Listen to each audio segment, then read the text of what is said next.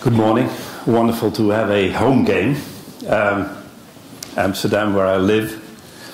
And it's wonderful to do this because, first of all, half of you, I can see more or less, are females, which is not normal when you go to board level. You kick them out, it gets too complex and they cry and get pregnant. And I will talk more about that later on. And secondly, fairly young people, and I love that because it makes me feel even older. But it's important that you also realize that we, perhaps a little older people, are amazed by success of a lot of crap that I've seen, yeah? Of which obviously Facebook is the most extreme example, yeah? I'm on it. Gee, how can people stay on this for so long? I was observing around the coffee how many people were talking to other people and how many people were on their little device. And it's interesting because perhaps this conference should be called the asocial conference. It's amazing how technology has taken over even if we're in proximity. Yeah? So make this a social conference, discuss these things. And why this introduction? Because this is all dilemmas. Dilemma means, hey, technology is great, obviously, and I agree. But people sometimes are great too. And it's difficult to make a choice. But apparently some of you do. You just go on with twittering. And then people say, gee, you saw the Twitter. Yeah, I saw that. Great. Why didn't you tell me? Yeah. And it's kind of interesting because if you're social, you don't have time to Twitter. And these are the things that I think is tremendously important if you go into boards. Boards are perhaps a bit more traditional and say, gee, and I'll give you many examples of those. We had this strategy, it worked pretty well. And now we have another strategy, and do we have to replace it? And that is the typical approach of normal consultants, of which McKinsey are the most important, namely, everything you did in the past was bad, and we will tell you what you need to do in the future. And by the way, in 5 years' time, we will say the opposite, because you all transferred to the centralized, and now you need a decentralized approach. Now, I'm saying this because dilemma thinking is a way of thinking in combining opposites. How can you use technology to become more social? Now, obviously, you know, because Facebook, as an example, is a version of being social. But can we transfer this to a higher level? And I think we can. And I'll give you examples. By the way, we gave you a list of typical type of dilemmas in the social media. And we have thought a bit about, but how can we integrate those? Also in best practices, you very often see that organizations have integrated those opposites rather than replace one with the other. Our education doesn't help us very much in dealing with dilemmas. And I'm now giving a compliment to MBAs because I use them in the same sentence as education. MBAs are, as you know, walking spreadsheets. And they are bipolar thinkers. You're educated to be bipolar. Now, what is that? Let me give you an example. I very often teach MBAs, in the Netherlands better known as mediocre but arrogant. And I ask them the famous question, why would an organization centralize and why would an organization decentralize? Now, how do you recognize an MBA? The answer is there before the end of your question. Okay? And they say standardization, economies of scale, consistency, that's why you centralize. And you decentralize close to the customer, flexibility, etc. And then I go into the second round and I ask the same question, but I say, first think. And most of them get nervous because normally that's not part of their education. Right? Now, if you think about the question, and I'm involving you, what is the only reason for a company to centralize and the only reason for a company to decentralize? Any idea? And don't guess, because if you know the answer, you say, yeah, sure. Making money, that's adding to the list. By the way, it's fine. It's called the young generation. Yeah. A new CEO, yeah. Or work for McKinsey, yeah. No, the point I'm trying to make, by the way, it's all okay what you're saying. But the point I'm trying to make is that the only reason for centralization is decentralization. Okay? Because if you're not decentralized, there's nothing to centralize. Right? And people say, yeah, I never thought about it this way. Now, let's take our human body. Is that centralized or decentralized? And we all know the answer is yes. We have centralized certain functions to allow for more decentralization. Okay? Now, if I do cultural research or corporate culture, there are degrees of centralization and degrees of decentralization. And one is at the cost of the other. Why? Our human body gives the, because if we're completely centralized, we die. It's information overflow, we can't function. If we decentralize everything, we die. So life is how you integrate centralization and decentralization. Another example, Myers-Briggs. Have you ever used Myers-Briggs, that crap? Yeah? And as my colleague says, oh, Myers and Briggs, aren't they two housewives that developed a questionnaire over the weekend? Now, let me tell you a story. I was with 3 senior British consultants, which is the English way of saying old. They used Myers-Briggs, personality test, for about 25 years. And they accumulated a database. And Mr. Trompenaars, you have a database on culture. Can we merge them? I said, why not? Have you filled it in yourself? I said, no. So why don't you do that? So I went to the internet, $2, you get a profile. And it was deductible, so I did it, right? And you know those questionnaires where you have to choose between A and B, A and B, A and B? And with every choice you're in doubt, right? That crap. And you get a profile. And what I found is that if you score 80 on thinking, you score 20 on feeling. If you score 70 on introvert, you score 30 on extrovert. Why? So I asked these 3 guys, 25 years of using MBTI, can you explain me, why if I'm thinking, is that done at the cost of my feeling? That's why I call this crap. Now, I obviously know there are people who only feel. We call them either French or neurotics. Yeah? And I know people who only think. We call them robots or Swedes, right? I know people who don't do either of them, and they were re-elected as President of America, right?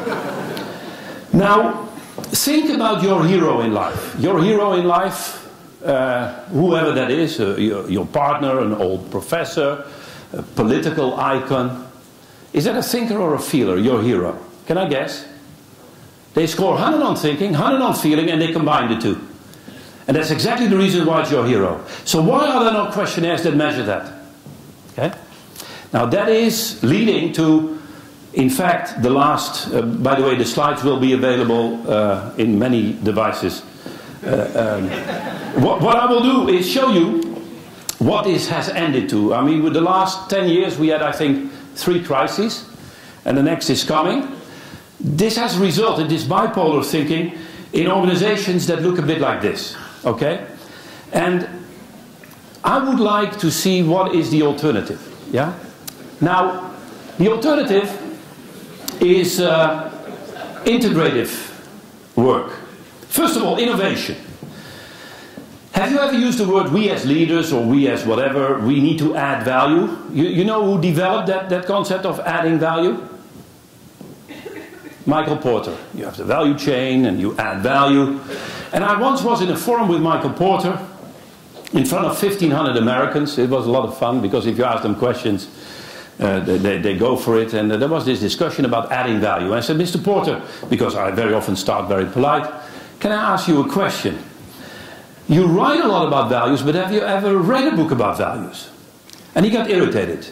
So my mission was accomplished. I said, what do you mean? These are the people who just lack feedback because nobody dares to challenge them. I said, now if you read a book about values, you know you cannot add them. I said, what do you mean? Now I was prepared. I said, let's take a car. What is the value of a car? Speed, yeah. Safety, could be. Can you add speed to a safe car? So you have a safe car. Can you add speed to that car? Easy, you double the engine size. Can I bet it will lose its safety? Can you add safety to a speedy car? Easy, you take off the wheels. It's very safe, but you might lose speed. The problem with values is you cannot add them. By the way, we have a lot of bad language metaphors. Adding value is stupid. Oh, let's add a bit customer orientation to our company's culture. You cannot add customer orientation. You have to redesign the organization. Like you have to redesign the car, asking the question, how can I use the speed of the car to make it more safe? And we're not, and that is my summary of the summary in the introduction, we are not educated to deal with dilemmas. And I think social media will kill itself if we don't reconcile it with dilemmas. Okay? And you will see there are loads of dilemmas in the use of social media, and companies who do that well are in great shape. Because the beauty of dilemma reconciliation is you don't have to throw away your old logic. You see that the history of management thinking was one extreme after another. And now we're in the middle of a next extreme that will kill itself if we don't reconcile it with the opposite. Right?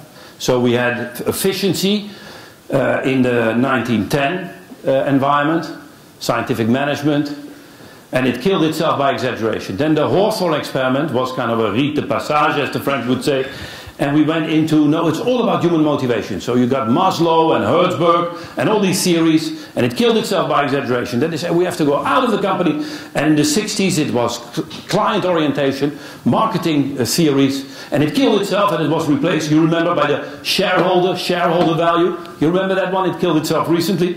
And it was interesting, I wrote an article in the Financial Times, and I didn't like the article, but the title was pretty okay.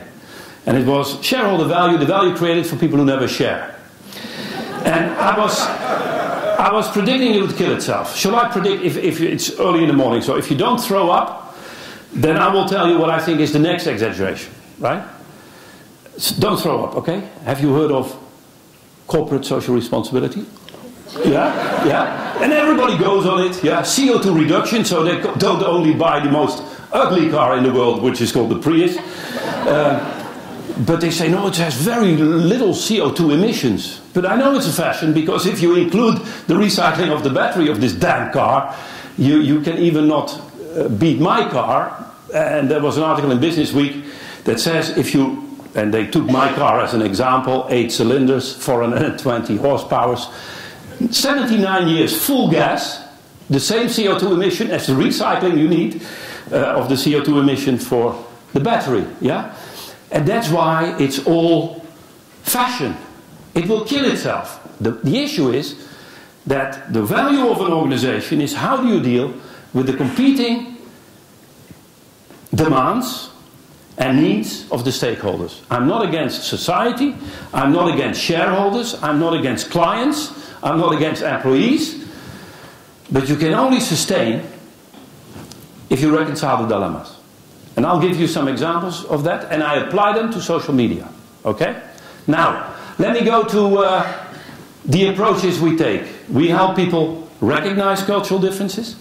Diversity that needs to be integrated needs an approach that helps you recognize. A lot of my colleagues in the field of cross-cultural studies, apart from using bipolar scales, they stop at this level. They say, yeah, these are typically the French. And then they walk out and say, good luck. So I would say add respect to it. Now respect is easy once you know that all cultural differences are in yourself, but you have forgotten about them. Now some people say, but how can you ever respect people from Asia? They always say yes, even in cases where they want to say no. A bit the opposite from Germans. Now, the trick is, can I put you in a situation where you would say yes while you wanted to say no? And then you get it, right? And those who are married, you know what I mean. Now,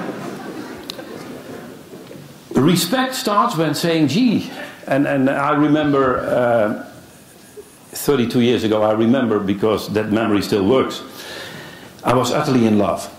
And this was in London. It's now my wife, we're still in love, but I travel more. And we were in London and she bought a dress. Now you know London, awful dress. And she said, Fons, do you like it? Now if you're in love, what do you say? Yes. Or you become English, you say, interesting dress. And suddenly you realize that if you're in love as a Dutchman, you become Japanese, right? Now, interestingly enough, the dilemmas, and that's an important point, that we share worldwide are the same, but the approach to the dilemmas are opposite. So, Japanese and people in love start with the relationship, and then later at the bar with a bit of sake, they give feedback on the dress. In the Netherlands, if you're not in love, you start with the feedback, and if you're German, you give 5 reasons why it's ugly, and then you go to the bar to say how much you love her. The dilemmas are the same, but cultures are the approaches to dilemmas. And we call that reconciliation. Reconciliation is the art of integrating opposite, and then we realize en route. Now, let's apply this. First of all, thank you for your output. We had 70 from this community, and it's a bit of a disappointment, but Thijs told me many of you don't have a computer, so we understand. We had our own little community, and we got another 63 or so, or what is it, 53. So we got 123 participants, which is a nice little start. But we leave our website open, please, if you say we want to participate. And what I'll show you in feedback is about half. We have much more, but it's too short to go through all this. Let me give you some basic feedback. We see here personal use and business use in respectively blue and red. Heavy users, medium users, light users. Okay? Then we tapped into your dilemmas, and we found a list where we asked you to rank order the importance. And these are the top 5. Okay? Have a look. I won't read it for you, but I want to say these are dilemmas, and I'm happy that you found them interesting, otherwise you wouldn't have chosen them. But these are the typical dilemmas of social media. And the risk, and that's what I'm saying, that you only go for one side. Now, the worst you can do for a dilemma is make a choice. You need a mindset that combines. Okay? Now, what is cultural about it is where you start. Do you start on the left-hand side or on the right-hand side? And this is another word for strategy. If we talk about strategy, it's the integration of dilemmas, business dilemmas. Okay? Now, let us, first of all, define culture, because culture is the way we approach dilemmas. I don't want to ask you, by the way, I'll get a bit interactive in a second. Culture is like an onion. On the outside we find the artifacts and products, like the way we dress, what we eat, the language we speak, but it covers a deeper layer, and that's called norms and values. Norms are shared orientations, or what we define as what we should do, and values are what we like to do. And when we start liking what we should do, in other words, the value becomes a norm, it slips out of consciousness and becomes a basic assumption. Now, in a nutshell, these things are different across communities, because this is very implicit, because we are faced with different problems that come to us as dilemmas. And in fact, culture is the way we solve dilemmas. Okay? As I told you earlier. Where do you start? Do you integrate? There is no society that can't do with feedback, and there is no society that can't do without relationships. But feedback in some cultures are at the cost of relationships, and vice versa. So we need to combine them in our own way, and then you survive. And if it works, it becomes a basic assumption. So this is done in areas of human relationships, time and nature. It's a way of structuring the basic dilemmas we human beings face. Let's take, and I'll become interactive. I did my research since '79. I did my PhD research at a little community called Wharton, which is a business school in America. And I was sponsored by Shell. And we compared 6,000 Shell people in 10 different refineries in how they acted differently within a corporate setting, that's called corporate culture. And we tried to explain that by national culture.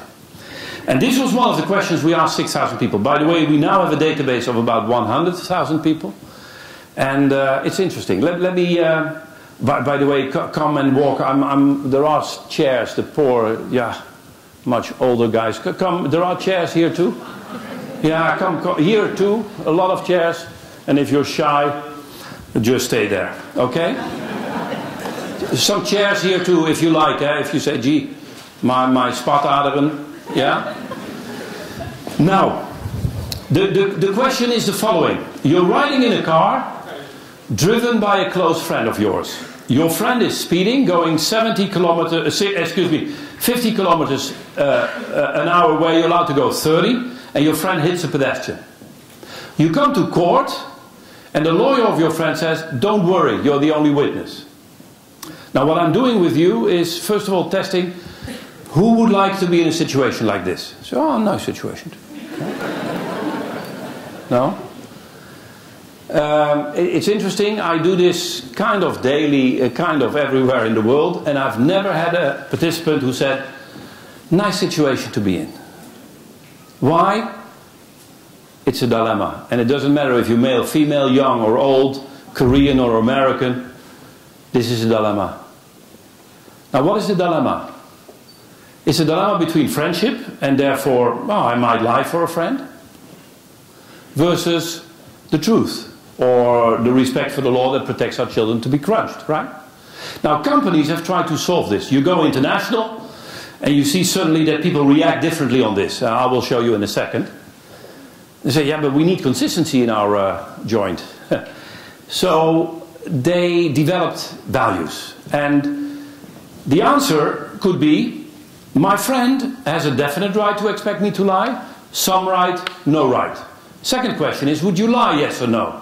You know your friend was speeding and that he hit a pedestrian. Okay? Now, most American companies have introduced this concept of integrity. Now, if companies have a value, you know they have a problem with it. That's why 82% of American companies have a value called integrity, right? Especially in the financial services. And yeah, we also, I have 3 daughters, so we have some values on top of our door. We change them every quarter. And the last one, very successful, was a value called "we don't kill people here." Yeah? Yeah, it's one of our values, but it makes our guests nervous. Yeah? Now tell me, if a company has integrity, why I should not get nervous? Because you only talk about values that are not yet norms. Okay? So I was with Merrill Lynch. Obviously they had the first and second value was integrity. And I said, okay, you have integrity as a value. How does integrity as a value help you to give the correct answer to the car accident dilemma? And there was an American who stood up and said, Mr. Trompenaars, I could follow you so far. I didn't like all your jokes. Bush was still at the helm. But can I ask you, how can integrity be different than my friend not asking me to lie and me not lie? And I was interrupted by a Korean who said, John, I disagree. How can integrity be different than me helping my friend?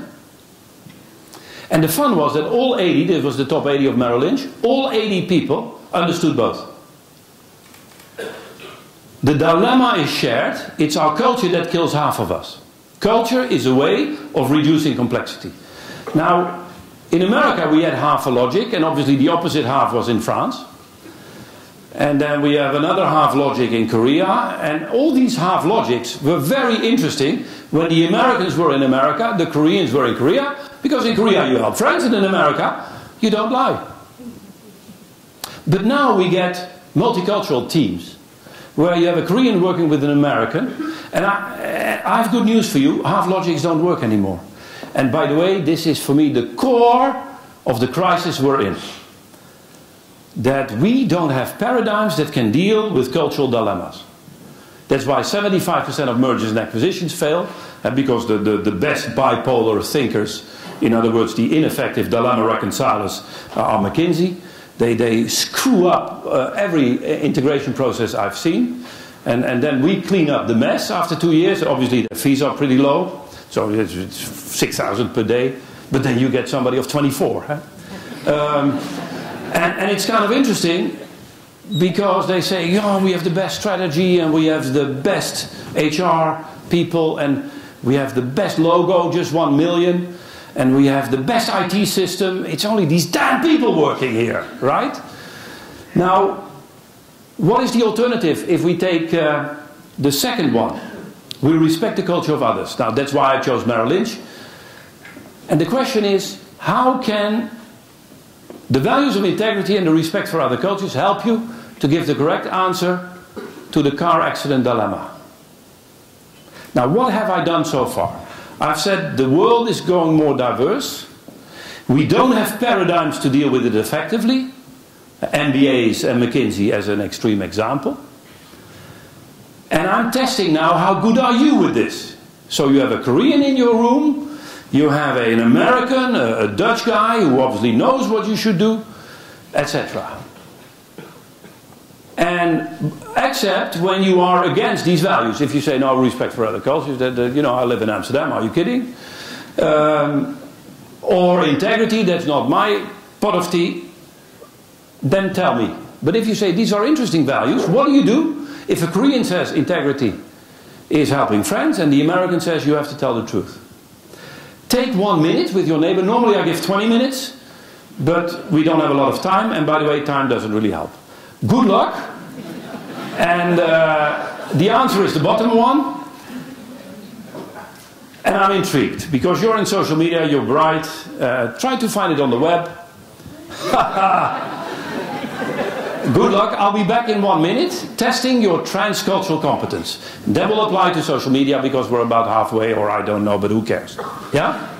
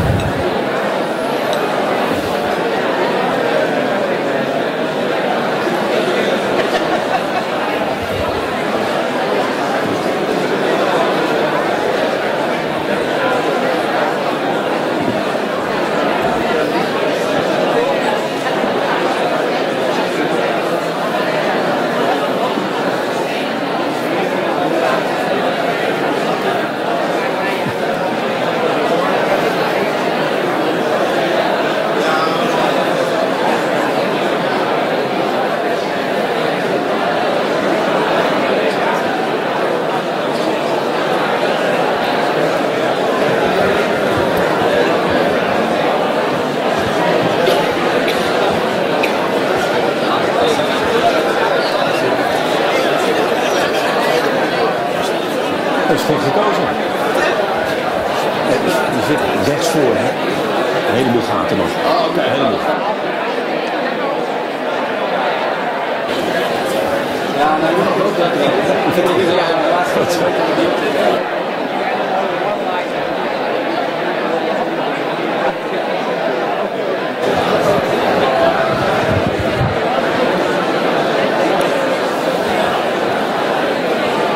Okay, ladies and gentlemen, I know it's not fair. What normally happens is that people share a bit what they would do. And obviously I didn't give you a lot of time, but the brilliant mind comes immediately with a solution, even without internet. Any idea? Any idea? What could you do where you say, wow, the Americans agree, and the Koreans agree in this little case? Now, you see what I'm doing with you. I'm giving you a dilemma where we lack the, let's say, routine of dealing with it effectively. And let's then apply that to social media. Now, the problem here, first of all, let me start, is not your lack of answers. The problem is my question. Yeah? This is called an MBA question. An MBA question leads to brilliant discussions, but the question is wrong. Eh? In a nutshell, MBA education giving brilliant answers to fundamentally the wrong questions. Now, and I blame the professors rather than the students, they don't know. Okay? What is wrong with my question? It has an assumption. My question has an assumption that by choosing for a friend and lie, or to go for the truth, is more or less integrity. You cannot find integrity on bipolar scales. Integrity, if you go to the etymological dictionary, one of the wonderful definitions is integrity is creating wholeness through the integration of opposites. So what the hell is that? Think about yin and yang. Yin and yang are two opposites that create a whole. Now in practice, what does it mean? I was doing work with Toshiba, all Japanese, and I do this about 5 times a year, on innovation. And I give this example because innovation, you remember, is combining values that are not easily combinable, therefore scarce, therefore profitable. That's the essence of innovation. Okay? So I said, what do? Let's practice this. And cut a long story short, the Japanese always say our option is not on the list. I said, tell me more. What we would do in Japan is we would test the strength of our friendship by asking our friend to tell the truth in court, so we can talk to the judge to lower the sentence for his courage. So now what happened? Instead of choosing between the friend and the truth, you connect your friend to the truth. And the end result works everywhere. Now the dilemma is, this is called universalism versus particularism. And the universal standard versus the particular case. A universalistic culture would go for this, in a nutshell, the Germans. And on the right hand side we have the Italians. Okay? How do you recognize the particularists? They will always ask a question before they answer. Things like, what happened to the pedestrian? Or the Italian asking, what happened to the car? Yeah? There are important things. Yeah, and what car? They're even more important. Yeah? The Germans, the more universalistic cultures, as you will see the Swiss win, is, yeah, there is a standard and we need to follow it. Now, have a look. This is our 100,000 database. Now, we have about 60 countries in there, so this is let's say it's 80,000. In Switzerland, 97%, look at the second line, says, my friend has no right or some right and I will not help by lying. And as you know, 3% speak Italian. Italy is not on the chart because PowerPoint can't deal with negative scores. Now, do you understand why I allow myself to make jokes left and right? Because they're both half-truth. At the bottom is not worse than at the top. But the problem is, if you go international, you get dilemmas out of this. And the dilemma here is, are we going global with standards to create critical mass, or do we respect cultural diversity? This is Europe's problem. This is Amsterdam's problem. And we say, oh, we have to make a choice, because politicians, good politicians, make choices. And it's complete crap. What we need to do is crack the line, and that's what I'm trying to do with your mind, and exaggerate the positions. If you only go global and centralize everything, you get the famous ROW culture, right? Here is Chicago, and the rest of the world is ROW. This is McKinsey Consulting. They have a 3-week workshop for young graduates, which is called How Can I Fake Listening to a Client? Yeah? Now, the opposite is the multi-local corporation. The multi-local corporation is the corporation that says what we do in the Netherlands should be different from Germany or Japan. It's what was once KPMG Consulting. The only thing that really matters was the local budget. Those are half-lame ducks. The compromise, be careful for the compromise, is known as the Statue of Liberty with a local flag. What we need to do is to create a transcultural cooperation. This is also, you can apply this for Europe, you can apply this to social media. By the way, I think social media can play a fantastic role in this process. What is a transcultural cooperation? 4 characteristics. They learn locally, combine the best local practices into a next practice which they then globalize. The top is diverse, number 2. And they are driven by shared values that come like yin and yang. Applied Materials is, I think, a wonderful organization that has applied this to its backbone, because they have yin and yang values. Instead of saying we believe in teamwork, so that the Americans think differently than the Japanese about this, they say we strive for teams that consist of creative individuals. We give direct feedback with diplomacy. And we're running a workshop in the Netherlands to explain what that means, right? And then the 4th characteristic, it's polycentric. It doesn't have one center, okay? Now, let's apply this now in 4 elements of social media. The individual versus the group. You are part of communities and you're an individual. Now, culturally speaking, this is what we did in our research. If you have to choose between give people as much freedom as possible versus no, even at the cost of individual freedom, it's better to look after each other, is also a social media type of dilemma. And I'll come back to that because this is fairly abstract to make it more precise. Let's have a look who chose for A. A are individualists. How do you recognize individualists? They start with their first name, they mention the family name, and they go back to their first name. In Asia, you start with the family name, you say the first name, and you call yourself by the family name, right? Signs or... It's also interesting that the English are one of the few people in the world with the Americans that write I with a capital letter and you with a small y. You remember the Dutch once had I with a small I, ik, and u with a capital U. And then the socialists came in and they said, no, you should be with a small u. And in fact, I with a big I, because we're socialists. And have you ever met a socialist that didn't start the sentence with I? Now, have a look. Enormous differences, right?